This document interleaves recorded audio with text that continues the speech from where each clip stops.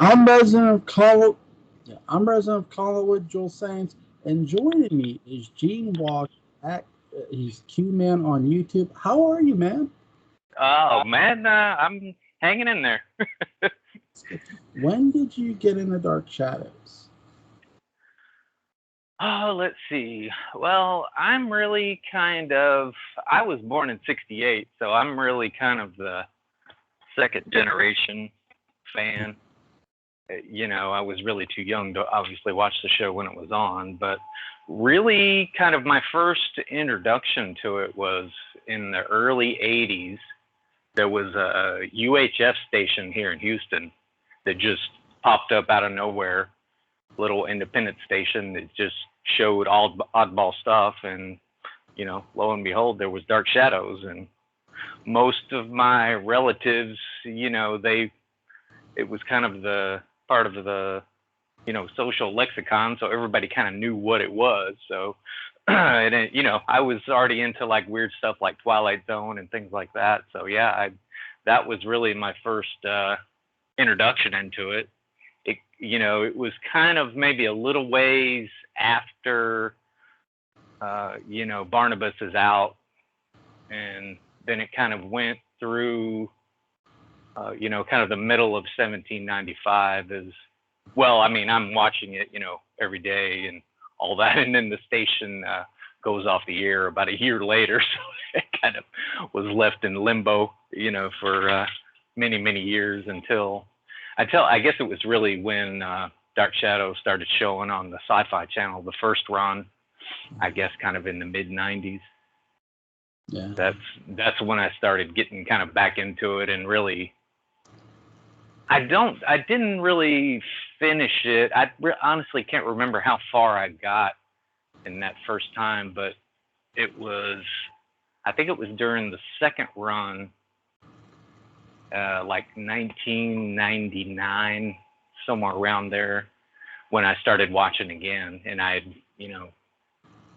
just out of the blue, they were showing it, and I'd gotten fired from my job, and I was living in New Jersey, but I was working in New York City, and I got fired from my job, and just at home and flipping through the channels, and heck, there it was. And it was 1795 when it was where they were at that time in the story. So I was surprised how much I didn't remember. But then I think that was when I watched the complete show. I mean, they're showing it every day. I think it was 11 our time, 2 episodes back to back, so this is in the days when you had to set your VCR, and hope to God it recorded, but I think that was pretty much, and, then I pretty much finished most of the show. And then as the home video stuff started coming out in the early 2000s, well, DVDs, I guess, I think I got a couple of the VHSs, but I kind of started delving more into it when it started coming out on DVDs. And Netflix had, if you were a DVD subscriber, they had pretty much the whole entire collection. So I loaded up on that every week. I would get them and rip them into my computer so I could just send them back and get more, and then I could just watch them at my leisure.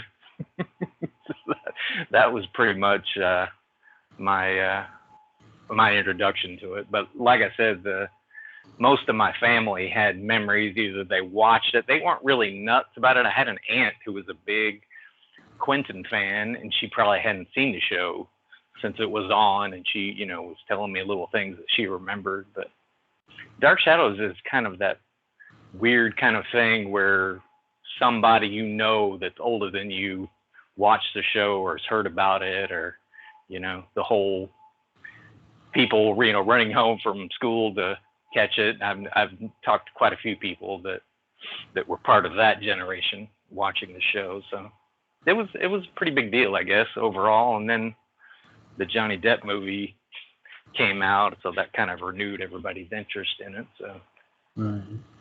But yeah, it's been a fun little thing for me. I mean, it's just been kind of an escape from reality, I guess.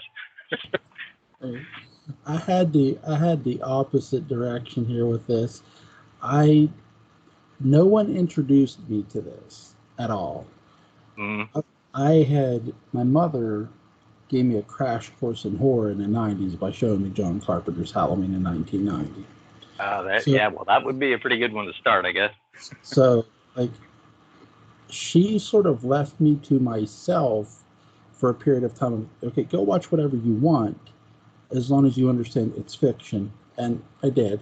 So, about the mid 90s, I'm watching the Sci-Fi Channel, and I see this girl on this train, and she's talking, and she says her name's Victoria Winters. Right. Mm-hmm. I'm like, what the hell is this? So I just started watching it. I was hooked, and I never got unhooked. And I think that's Dark Shadow is really, if you start watching this wherever, whether you watch it from the beginning like I did, or you catch it like post Barnabas the way you did, it hooks you. I mean, it hooks you hard. Yeah, well, I mean, and I was probably, this is the early 80s, so I'm probably, 10, 11, 12, in there. So, I mean, I was really transfixed, and, every kid that's watching it at that age, is David Collins, they can feel the fear, It was quite an interesting thing. What did you think of? Well, sorry, who was your favorite character? Well, probably my favorite character overall is probably Quentin. I mean, he was, I don't know.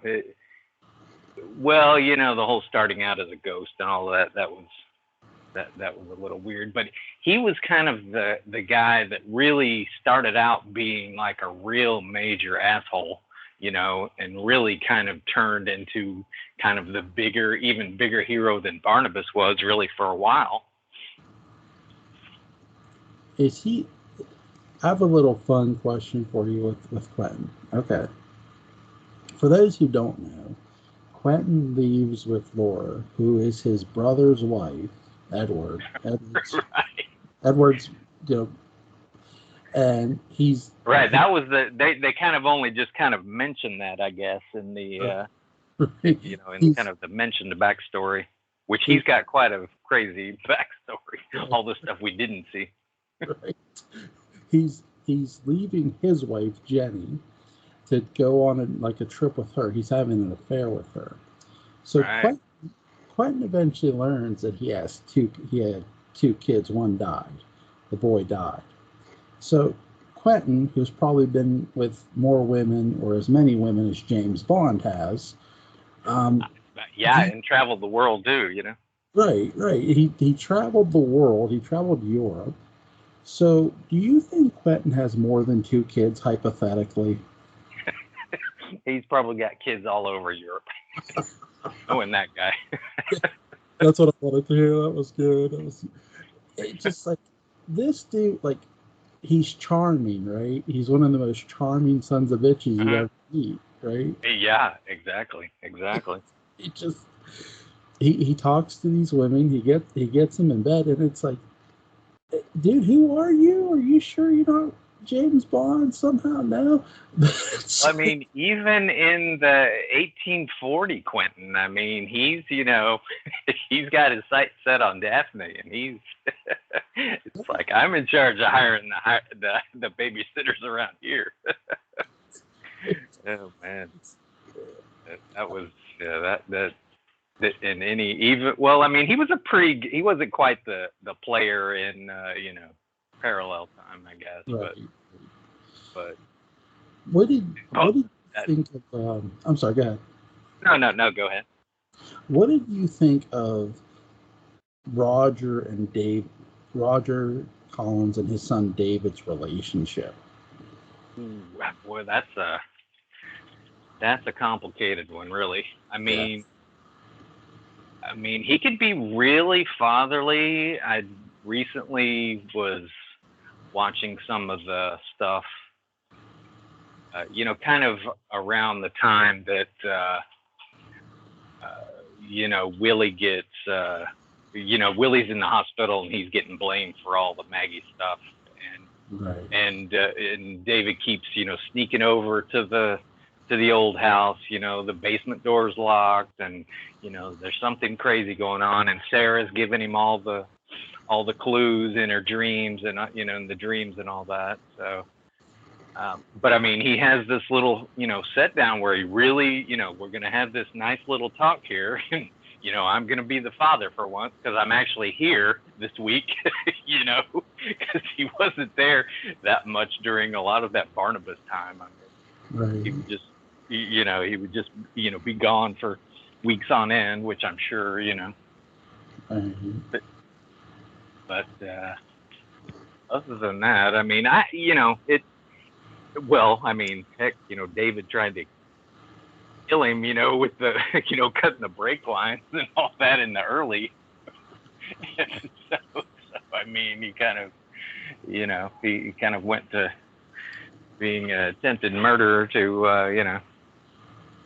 I don't think it was terribly bad. I mean, Roger, he only had so much to work with, I guess. And then once Cassandra came in and put the whammy on him, then then they were really in trouble. I think it's real interesting how you have Roger, who, did not want Victoria to come, okay, at all. I mean, yeah. He's protesting up and down.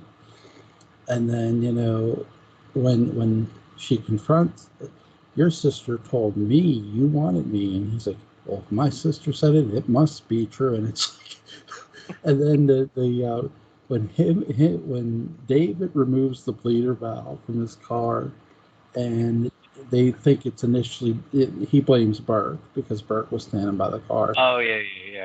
Mm-hmm. But when the brakes fail, when they have this accident scene, I love how they shoot this going down the hill. It's really well shot, and the tree sequence. I was like, oh shit, did he die? At first. Yeah. Mm-hmm. But he's alive, and it's like, damn, you either gotta be really lucky, and he's just got the little bandage on his top of his head, when he comes back to Collingwood, he's all. I love how he went over the cliff, and he just got the little bandage. I love how he gets frustrated with the arm sling. Like, he's pissed at it. He's like, I don't like this thing. And it's like, oh, wow, he did not, because I could see, like, someone having a broken arm from colliding into a tree. So, but he's sort of frustrated with the arm sling right away. But yeah, I think their relationship, I mean, it was very toxic at first. They, like you said, he tried to kill his dad. Yeah, I mean, but I think anything above that is an improvement for sure. Right. And I think it's crazy because I think David, when Bill Malloy comes to the realization after he gets told by Constable Carter that David's fingerprints were on the pleater valve or on the wrench too, I think this is where Bill Malloy really goes into, oh my God, I cannot let this kid grow up this way. I have to sort of save his soul. And if that means sacrificing his dad to Burke, I'm going to do it. Well, that was, that whole thing was pretty messed up too. I mean. Right. What did you think of, there's a sequence with Vicky where she's standing in the drawing room, and it's the first really storm that since she's been there, and the lights are all out.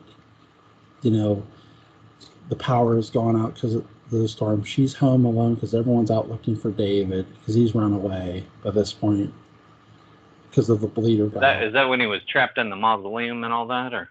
No, this is when he leaves after everyone accuses him of Oh, right. Okay, yeah. and Vicky's in the drawing room. She's by herself, and all the lights go out, and through the light of the thunderstorm, you can sort of see a silhouette, and this is supposed to be their first ghost.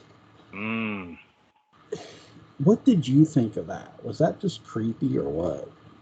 Oh, yeah. I mean, they had, a few.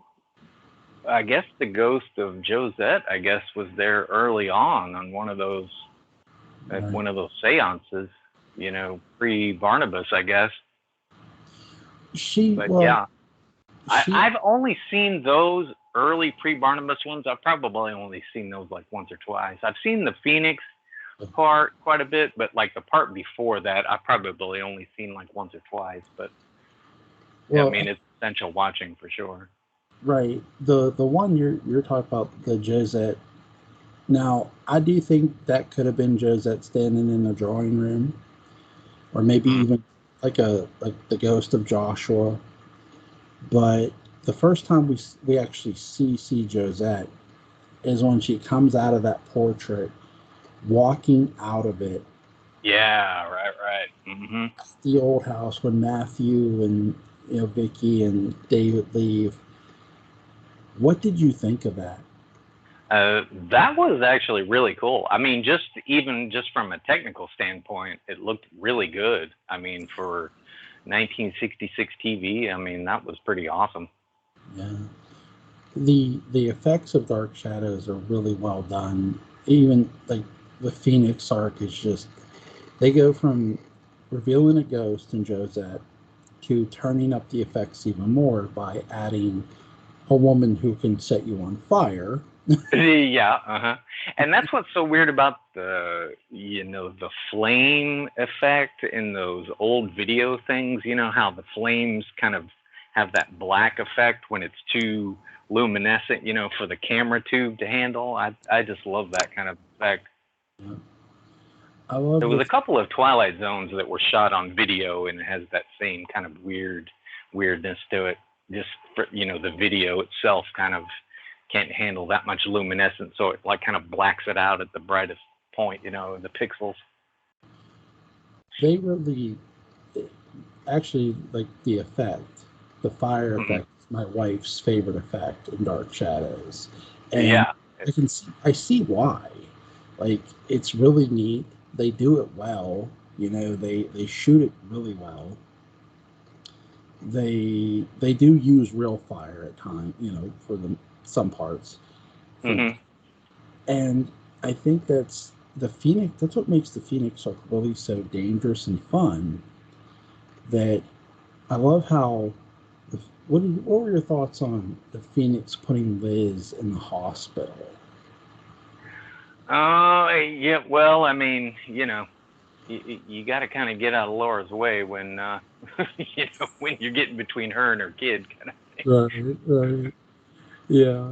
Just get out of my way. In the video effect, it looks a lot different, when they did it in the 1897. I mean, it still looks good, but they're just, like you said, there's something about that black and white flame effect that's just it's pretty interesting. I really enjoy that. What did you think of when they bring on Dr. Peter Guthrie to sort of deal with, so he's not really, when he comes in, he's not really on one side or the other. He's sort of neutral about the initial investigation into all of it. I found that interesting. Yeah, I mean, you got to get somebody in here like Dr. Hoffman to really find out what's going on. Then you'll know what side she's on. Yeah, she always has multiple. Her agendas are amazing, and that's another thing too. Dr. Hoffman is initially mentioned as a man. They say right. Yeah, I'd forgotten about that. His name's Dr. Hoffman, but the next time we hear the name Hoffman, they change it. Her name's Dr. Julia Hoffman, And even there is some slip-ups where they refer to Julia as a him at times. Yeah, there's a Funny. few slip-ups here and there in Dark Shadows, of course, but that's part of its charm, I guess. But yeah, I mean, Julia, she's has quite some moral dilemmas, on her plate. I was watching the stuff when Willie's in the hospital just the other day, but of course she's under orders from Barnabas to get in there and kill that guy because he could wake up at any second. She hesitates because but of course poor Doctor whatchamacallit there, not Dr. Lang, Dr. Woodard. Yeah, Dr. Lang, right? No, well, what's the doctor? Oh, Woodard, I'm sorry. Yeah, boy, Dr. Woodard, he didn't make the cut. Well, eventually they're going to switch actors with him and have Peter Turgeon play, Dr. Dave Woodard. And I agree. Something a friend of mine had said, that Fred Barnabas had said, if they wouldn't have switched it to Peter Turgeon, if they would have kept the other actor, that's where it would have been harder for Barnabas to sort of get away with killing Dr. Woodard. Because Peter Turgeon, it's sort of, I'm with him when he said something of the effect of, you want Peter Turgeon's Dr. Woodard to die, and I agree with that. You do. It's just like, he's so intense.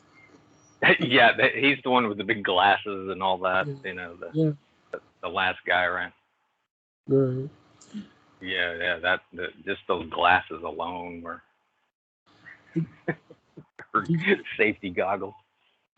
There was a scene where, after Maggie escapes, and after they pronounce when Barnabas finds out Maggie is dead, when they're faking her death. Right. Mm-hmm. There's some scenes with Barnabas and Willie at the old house, and John Carlin does his best Jiminy Cricket on Barnabas' shoulder in his ear, saying, "We killed that girl, Barnabas. We killed that girl." And I'm just waiting for him to just turn around and choke the life out of him, because I'm thinking, man, Willie's really pushing his luck here. Yeah, and I mean, Willie was kind of the hero of that little time period, really, because I mean, he did so much to try to help Maggie out. He did. He was trying to get her to help her be Josette in every way, so Barnabas wouldn't get rid of her. Because in his mind, Barnabas is going to kill her if she doesn't. Which I disagree. I don't think Barnabas would have ever killed Maggie. He would have wanted to turn her into a vampire, but actually break her neck or kill her or shoot her, no, I don't think he would have went that far with that. Yeah, well, I mean, she was, she was the present day embodiment of Josette. So I mean, that would have been pretty tough for him. I would agree with that. I love. What did you think of Kathleen Lee Scott in the Josette dress? She looked amazing. Say that again. What did I think of? What? Kathleen Lee Scott, when she comes down the staircase in the Josette dress. What did you think? Oh yeah, that was basically like the Sunset Boulevard. I guess it's called, the movie. That I think that was kind of a callback to that, where she, she's kind of fully embraced it, kind of thing. I mean, that stuff is real. That was kind of stuff that's kind of ingrained in me, because that was the stuff when I was a little kid watching it, and you felt so bad for her, Yeah. And that was really kind of my introduction to psychological torture, I guess you might call it. Telling somebody something, so many times that they start believing it themselves. Yeah. Did you feel sorry for Barnabas when Maggie escapes? Well, I mean, you always kind of feel sorry a little bit for Barnabas, but I mean, man, he can be he is brutal. I mean, he is a Yeah. major asshole, but I mean, he's a scared asshole because you know, he's living on the edge in every sense of the word. Yeah. I mean, one small slip up and it all can come crumbling down. He didn't want to spend another 200 years in a coffin for sure. Right. I really find it interesting that even though Barnabas, when he's not yet the series hero that he's going to be, there are decisions he makes I find real interesting. And one of them is when Elizabeth is sort of getting ready to jump off Widow's Hill, he saves her. He doesn't allow her to fall. Yeah, doesn't she do that 3 or 4 times, and people catch her every time somebody follows her up there? Because I know Miss Johnson did, and I think Vicky did too. I think. Yeah, All stopped her from jumping off. Yeah, Mrs. Johnson and Vicky do, but the one who catches her up there is Barnabas. He's sort of sneaking around. I think he was sort of going back to where Josette jumped, and he sort of walks away, and then he sort of maybe catches her walking toward it, and then because he's in the trees, he's in the woods, and then he comes out and he grabs her, and she's screaming, but I think she's screaming because she doesn't know who has her, and she doesn't realize what she's fully doing. Really, she doesn't want to marry Jason. She doesn't want to marry Jason McGuire, but yeah. I find that real interesting that Barnabas, who's not the series hero yet, saves his family member. And I think a lot of the reason he does is here's a man who has seen a body, Josette's body, at the bottom of the cliff. He has seen the broken body once. He does not want to see another woman's broken body at the foot of that hill again. So he stops her. Yeah, I mean, I think he really likes most of the family. I mean, he's that's his blood relatives technically, so I mean, he's definitely got a bond with them all. Right.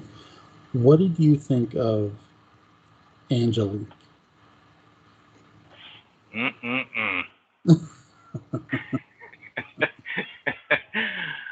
I think if it came down to it, I probably would have chose Angelique, probably. But I mean, I think I had kind of a mad crush on her. I think when I was a kid. I mean, right. She was, ruthless, but man, the lengths that she would go to for love. I mean, that's right.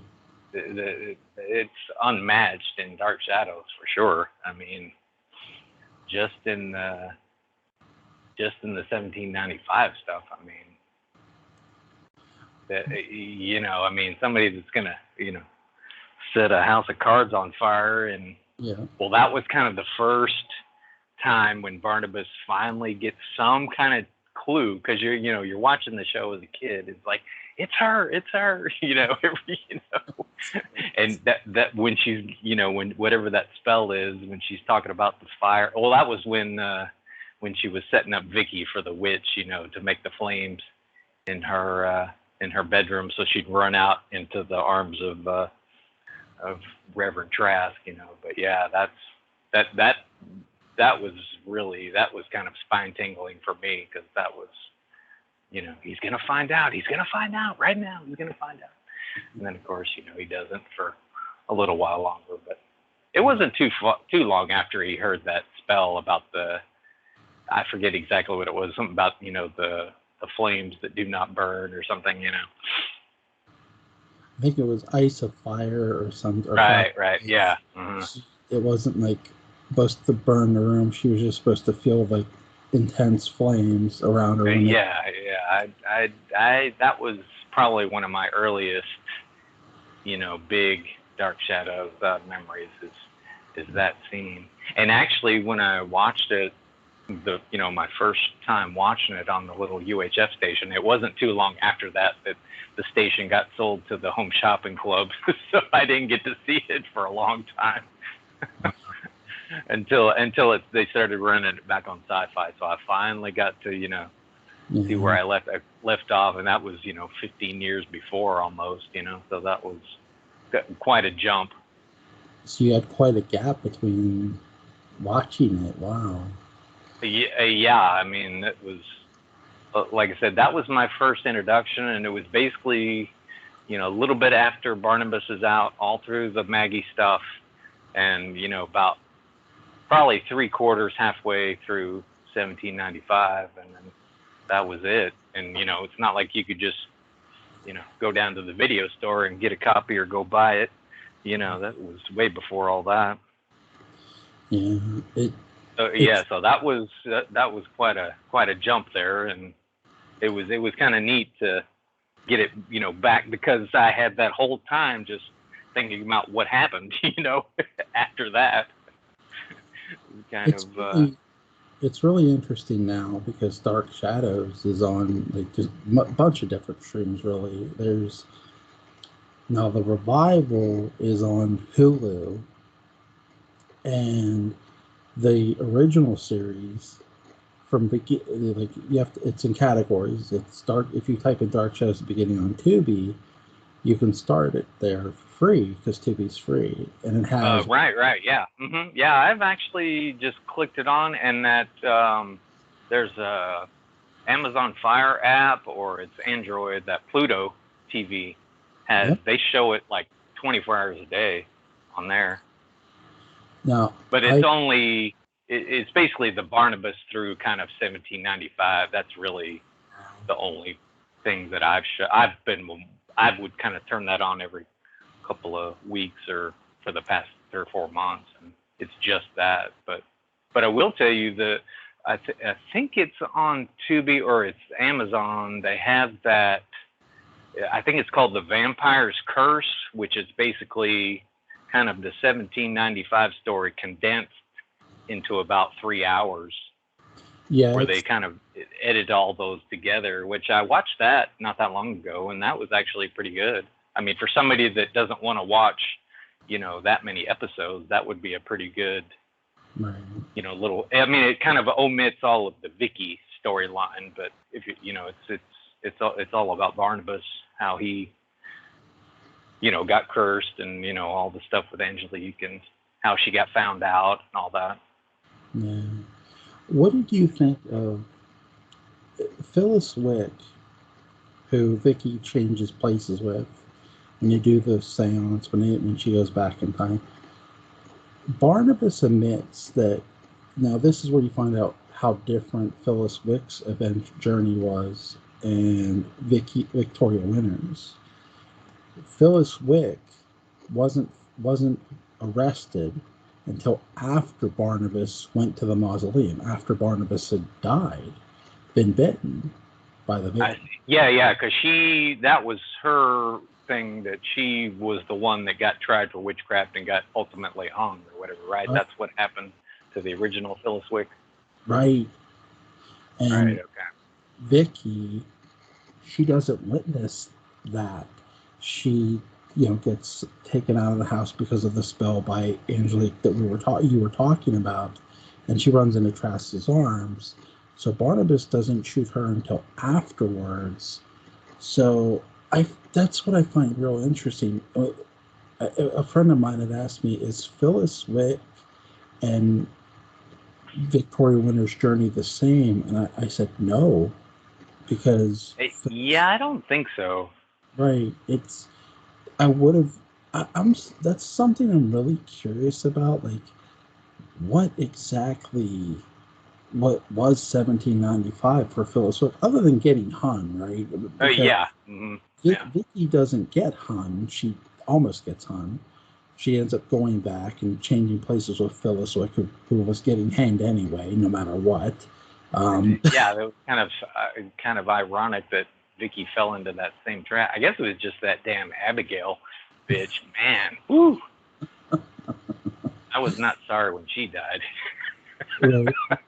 Barnabas scares her to death. Like, Oh man, that was crazy. Didn't they bring her back in one of those? It was either, when the Miss Kitty thing, I can't remember, but I remember her coming back one time. She wasn't in when the Trask gets resurrected during the Cassandra and he brings all the people up. I was surprised that Abigail wasn't one of those. I was surprised too. Here's the thing. My favorite character Cleese Blackburn played was Mrs. Johnson. Because Mrs. Johnson is basically the female James Bond. She's the ultimate spy. With the son, Harry, right? Right. Here's my little fan theory of that. I don't think Harry is her actual son. I think Harry is just an agent in training that she's training. Because I truly think underneath Mrs. Johnson's pillow is either a Colt, Magnum, or a 45. That's an interesting theory for sure. It is. It's in between, cleaning up David's messes and, all that other stuff. Yeah. Right. She's occasionally going out and just finding someone to cap without anyone knowing it. Yeah. But it's really fun to sort of look at the characters and make you sort of wonder, like, well, wait, because Mrs. Johnson says something really interesting in the series. She says that to Jason McGuire, "Oh, you wouldn't get a word out of me about my family," and it's like, well, why? Is it because you don't really have one? You just say you have one? She sort of draws the suspicion of her, not necessarily by the characters around her, but to the audience a bit, because she says things that are just so eyebrow raising. Yeah, you don't really know too much about her, really. Other than she's been there quite a while. Right. She gets recruited by Burke Devlin to go in. Right. If you're going to work for Burke Devlin, that's all I need to know about you, because if you're willing to work for Burke Devlin and spy for him, who won't you spy for? Just, maybe this woman works for the government. You got a man on the inside, for sure. Oh, goodness. But, yeah, Harry does not have many lines or much of a role, but so he's not really worth talking about.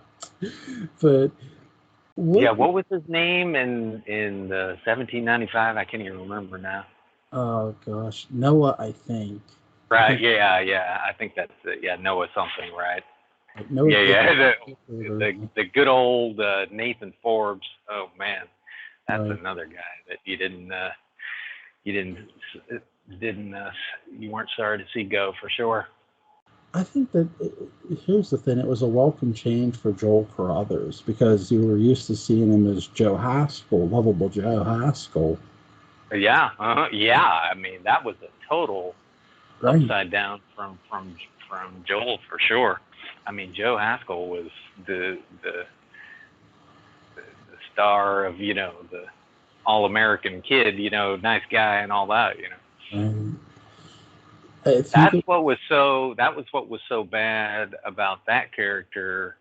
Once Angelique kind of got her hooks in that guy, man, that's kind of depressing. I don't watch that part too much, because I knew somebody that kind of degraded because of alcohol, just kind of drank themselves to death pretty much. But that always kind of reminded me of that, when Joe quits his job and Maggie's asking him all these questions that he can't tell her anything, because he's under the spell, and he just has to sit there and take it. His life is just turning to shit in a hot minute. Right. There's not much he can do about it. Man. And they put him in Wincliffe, of all places. Joe isn't killed off, and that's something I was always grateful for. They didn't kill the character off. Yeah. Mm-hmm. They sent him to Wincliffe and write him off that way, which is nice. It would have been nice to see him come back. It would have been, in a better light, for sure, because man, that he was in such a bad place when when all that was going down. Do you have a favorite theme or score from Dark Shadows?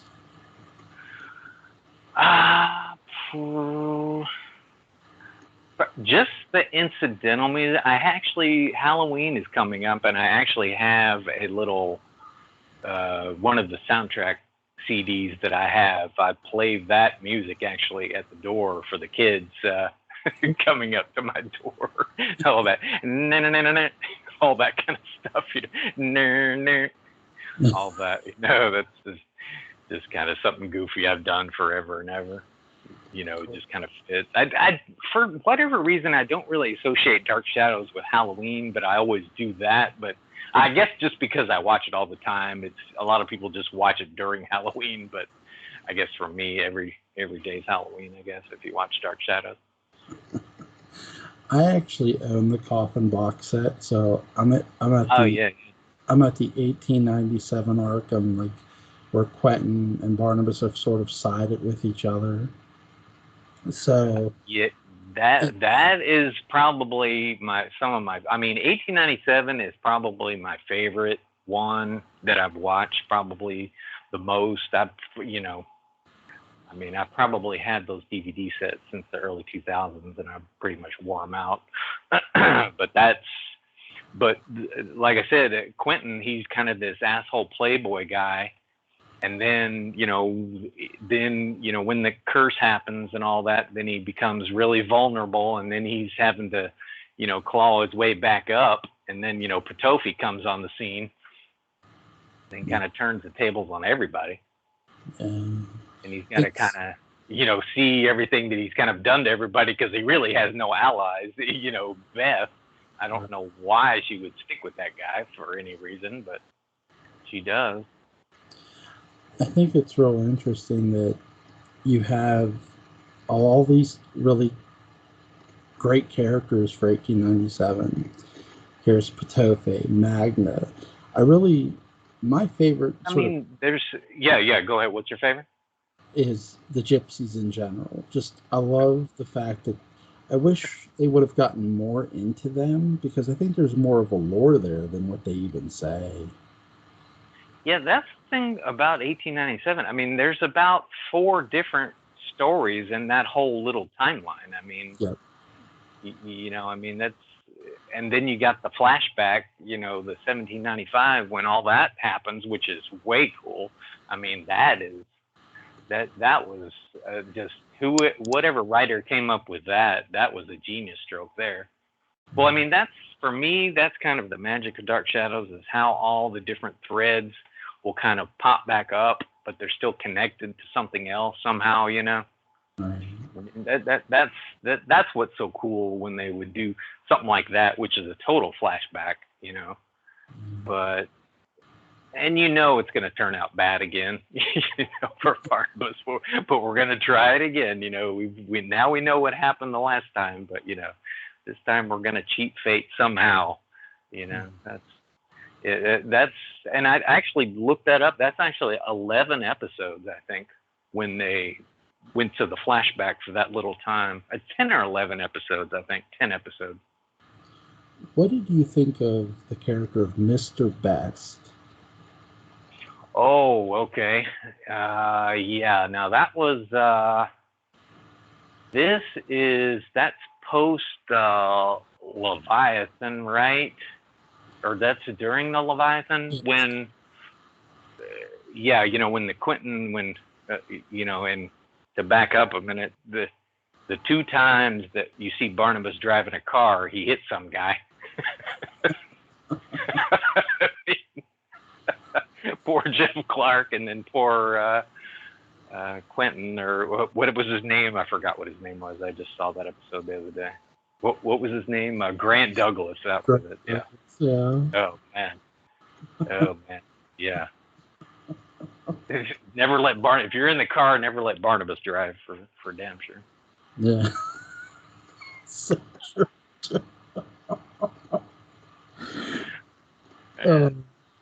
The one person who probably definitely got their license out of the Cracker Jack box is our buddy Barnabas. Yeah, boy. And the guy grew up driving a horse and carriage, you know. So I mean, shit. Does he really have a driver's license? Come on.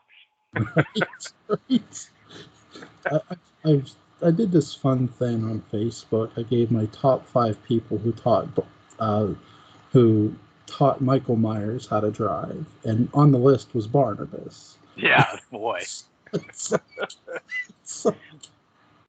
Yeah, it was just because I'll just kind of pick, you know, kind of random little thing to go to, and the one. Well, I was flipped on Pluto, and it was when Barnabas has already got Victoria under his power, and they're gonna go off into the sunset, you know, and then all of a sudden, of course, you know, he creams the guy. But I mean, man, that's some crazy stuff there. but Mr. Best, who it gets obsessed with Kitty, or sorry, Rachel.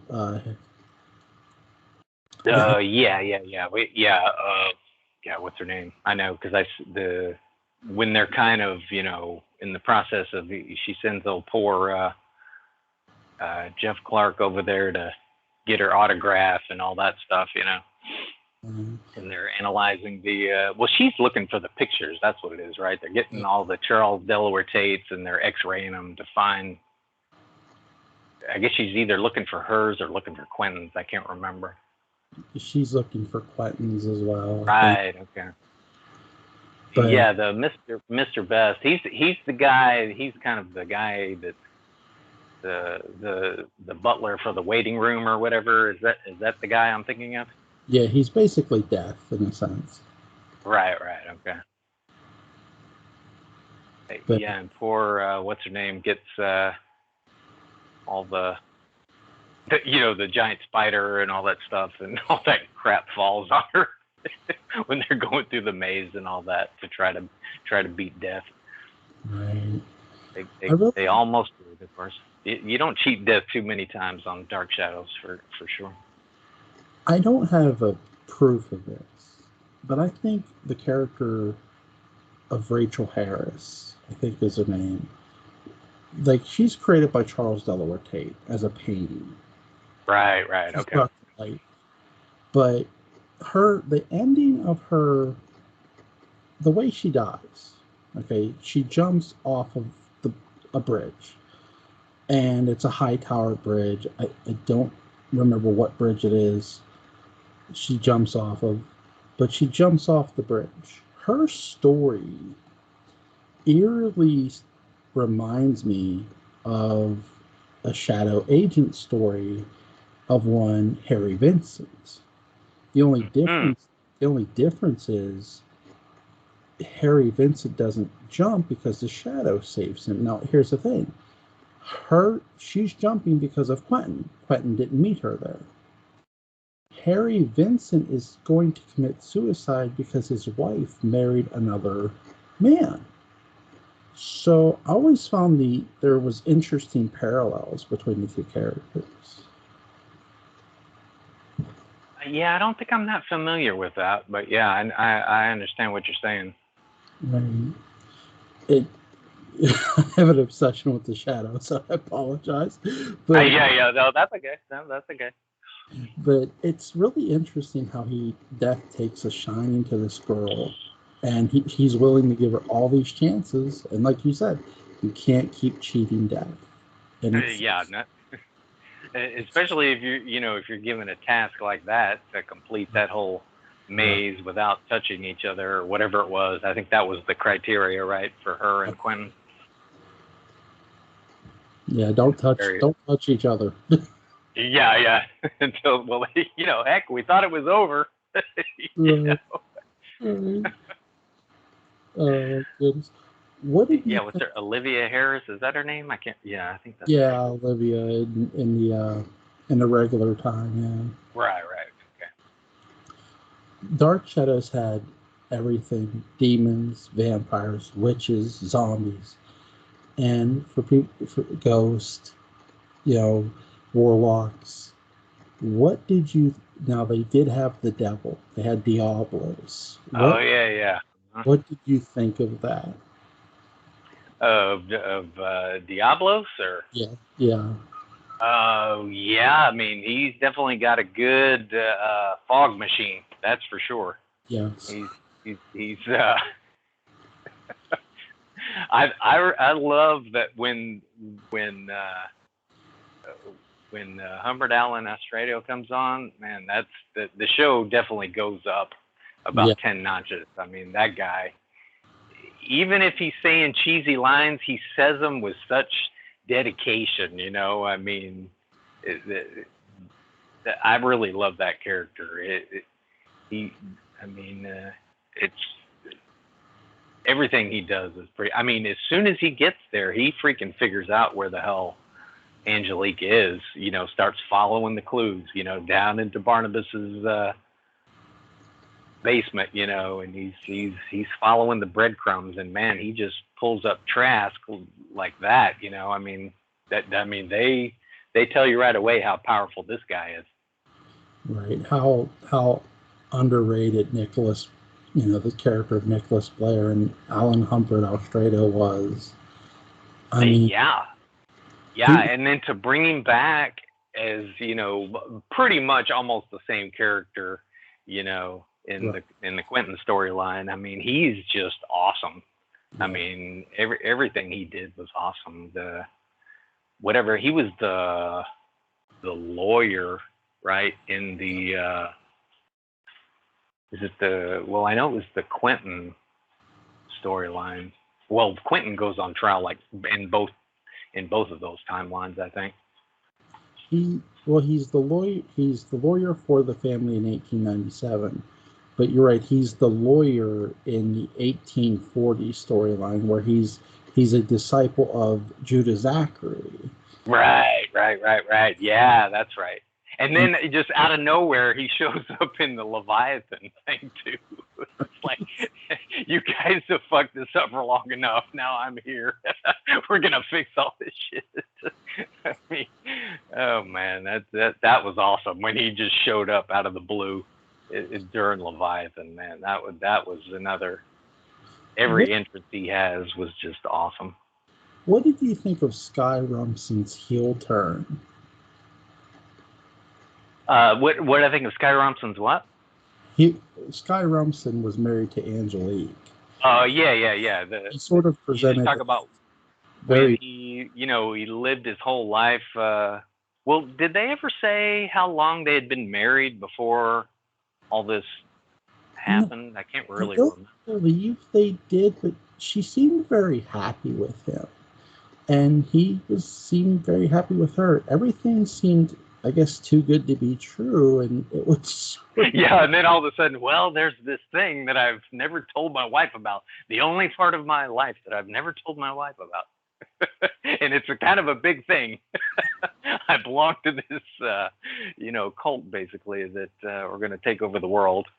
So that might have been kind of important information to mention somewhere along the way because you figure eventually it's going to come up. But that was one of those things. Oh, I don't need to say this at the altar. yeah, it just all of a sudden, he comes in there with the flaming pokers. It's like, okay, well, I guess she's not going to be a player, so we're going to have to flip the switch here and get rid of her. Oh boy. Yeah, that was pretty awesome. The Angelique reveal, when they show the picture, and then it's, of course, the next episode. That was awesome. That's another, following the Dark Shadows breadcrumbs that leave it to Julia Hoffman, to track her down. But I mean, there was so much good in Angelique. That's the thing. I mean, when the chips were down and things were looking really bad for everybody, I mean, she was there at least, helping out. She really wanted to win Barnabas over and prove that I could do this. I've always, and don't get me wrong, I love Laura Parker's performance. She's amazing. I always felt that Angelique never deserved a redemption story. I mean, to me, I love Count Patofi. He's my favorite heel. But to me, the best heel it can be a woman, and to me, that was Laura Parker's Angelique. Oh yeah. Well, you know, when she didn't make it after that other, I guess that's 1840, right? When the Trask shoots her and all that. Man, yeah, that was rough. Yeah. That was rough. That one was that was probably one of the most painful in all of Dark Shadows for me. Yeah, I love how when Nicholas is down into hell, like talking to Diablos, he's this really tall character wearing this robe, and Nicholas is trying to persuade Diablos to give him more time to create another life force. Yeah, during the Adam storyline, man, that guy had some grandiose ideas. I mean, he was gonna create, you know, a super army of super soldiers, you know, to take over the world basically. And it's like, man, Julia Hoffman's gonna be pretty busy if she's doing that one at a time. It's like how many do you want me to create? Oh, yeah, I know. I mean, like an army of thousands to take over the world. That was pretty hilarious. As long as it took to freaking just, you know, get Adam and, you know. I mean, she did okay in 1840 when she's, you know, reviewing her notes and, you know, trying to put the head back on Judah Zachary and all that, you know. I mean, she did that fairly quickly. Yeah. All things considered, I guess. What did you think of the character of Judah Zachary? Well, I mean, you know, again, it's another good bad guy that everybody seems to know about, except, you know, us.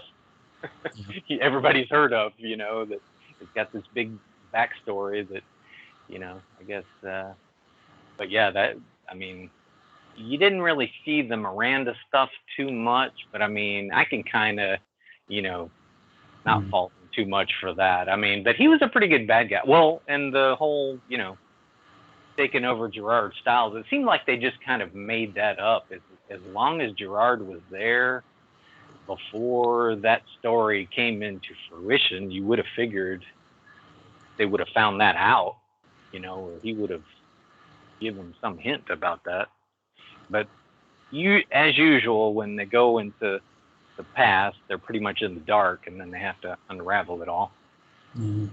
I really like James Storm's performance as, you know, before he becomes Judah Zachary, before Judah Zachary jumps into, you know, his body, and even afterwards, James Storm is just on constantly.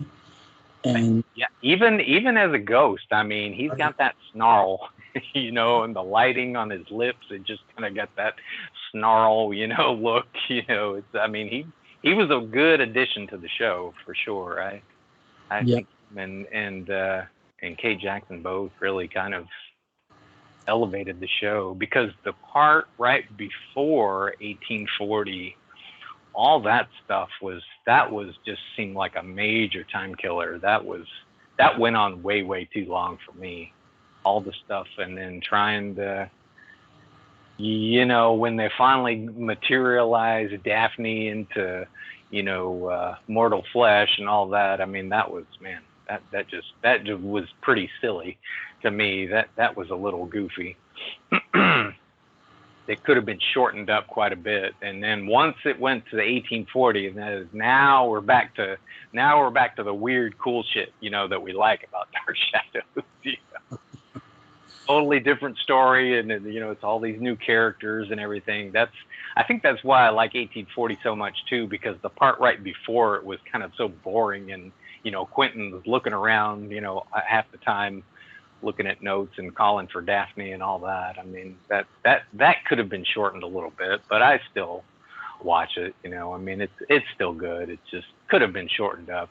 I mean, a lot of the Adam and Eve could have been shortened up too a little bit, but I think I actually, when it was on Sci-Fi Channel originally, I think I actually stopped watching it for a little while, because the Adam and Eve, once it got past the dream curse, that all that was just kind of downhill until I mean, Nicholas Blair kind of saved it for me, but pretty much so much of that just went on too long.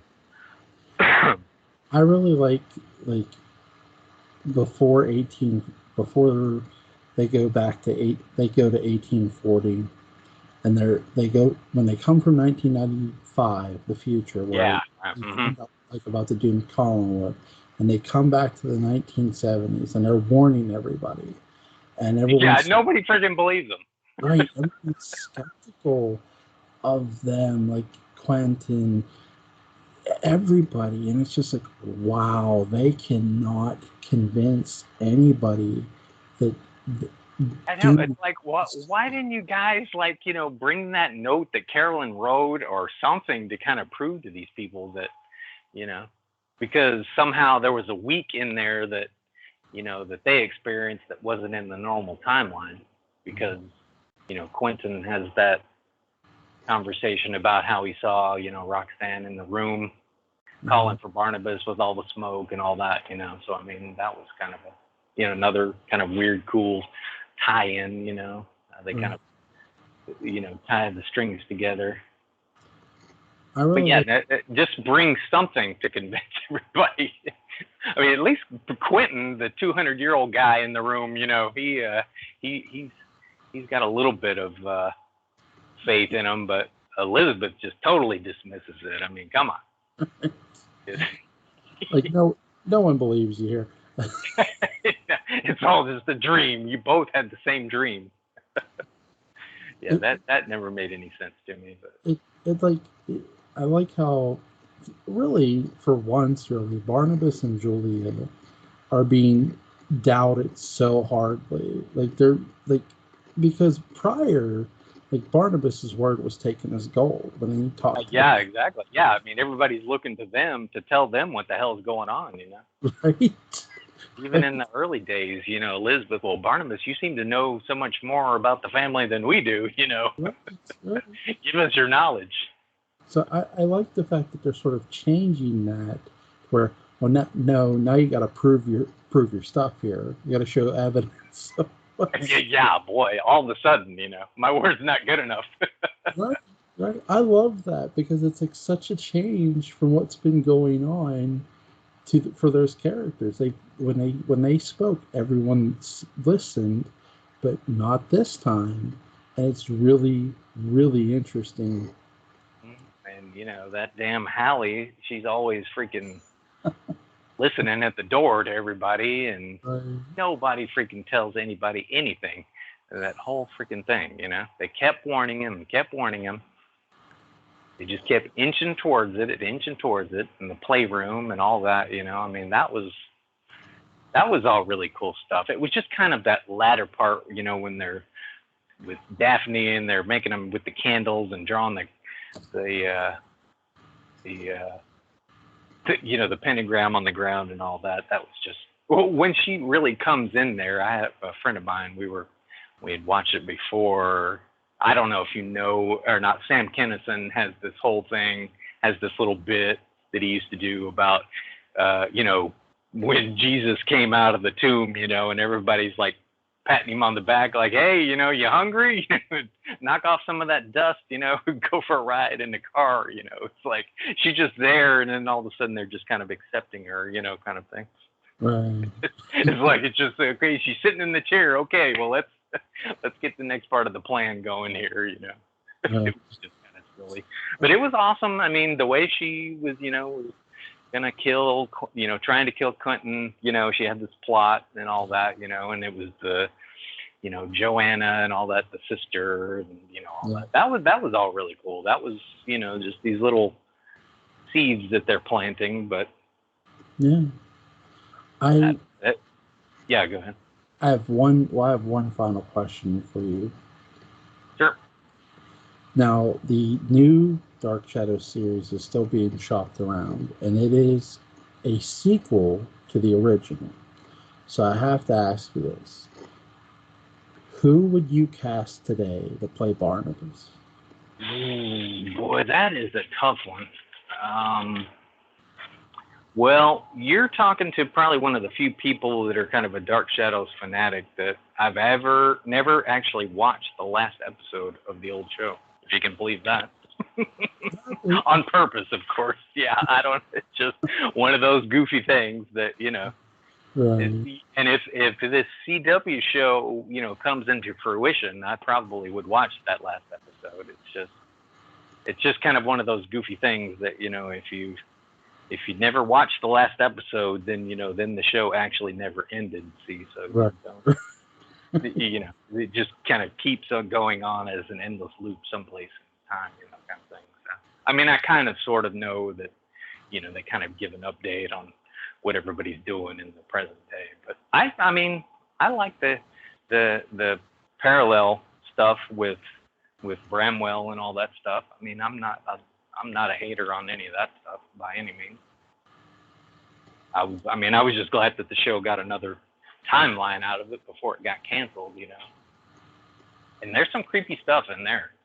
Yeah. There's some really, really creepy stuff in there for sure. But as far as, I don't know, boy, I don't know. I would probably have to think about it. I'm not honestly sure. I mean, it would have to be somebody that's a little bit older, but not too old, but not so young that, you know, I mean, I know CW, we're going to be kind of targeted to a certain age group, but it ought to be somebody at least kind of in their 30s, late 30s, I would think. But I know that it's not going to go to CW because they had the writer Mark B. Perry. He had to rework the script, so they're shopping it around for different networks to see who will pick it up.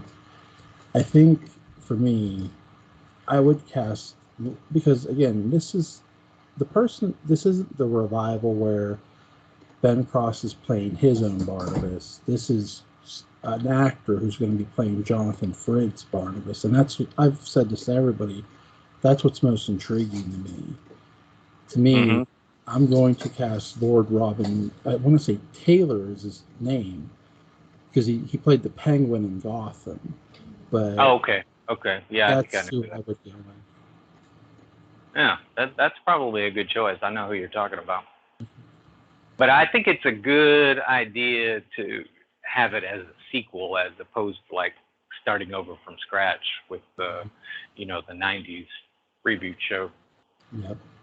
Which I didn't really hate. I mean, there was a lot of it that I liked, but a lot of it I didn't like. But I like that you got to see what happened to Phyllis Wick, you know, after, you know, during that time, you kind of get you go back and forth, so you get a little insight into what was happening while they were gone, where, of course, in the old show, it all happened in an instant, you know, kind of thing. Yeah. I think it's Ben Cross, you know, a lot of actors could have went into because those weren't easy shoes to fill, you know. Everyone still knew about the old show. They knew who Jonathan Frid was. And you're playing a character that was literally larger than life, and the person who played him was so good, a Shakespearean actor. Ben Cross, I really think he brought his own form, an own version of Barnabas to the character that was really well done. I think the revival has good qualities. Even though it's only one season, it's a fun watch. Yeah. You know, they tried to kind of, I can't remember now, but there was some, Roger was having an affair with somebody or something. Maggie. I can't remember. Right. I remember seeing that, and it's like, what's going on here? We got a problem. I remember thinking that. But I mean, the show as a whole, I thought was really good. The Willie guy was really good. I mean, I think Dan Curtis blamed it on the Gulf War, I guess, because it got preempted so many times. Yeah. It's sad. But yeah, that's kind of my thoughts on that. I have no further questions for you, my friend. Is there anything you want to add before we go? Not that I could think of, but you know, it's been fun, and I will say, you know, I saw that video that you posted earlier today, and you have my sympathies, and I'm glad you've made it through all that mess. That sounds like a horrible multiple occurrences, but I'm glad you made it through that, and I'm glad you're here on YouTube. I love talking to other fans. I think it's important to. That's why when I made this channel, I wanted to reach out to other Dark Shadows fans, and it's always fun bringing people on to talk, and I'm glad to be. Yeah, I mean, everybody's kind of got their own little perspective and their own little, fun things, their fun little favorite parts. I mean, there's so much different things to talk about. That's kind of the neat thing about it. That the story is that rich, that you could literally talk about it for days.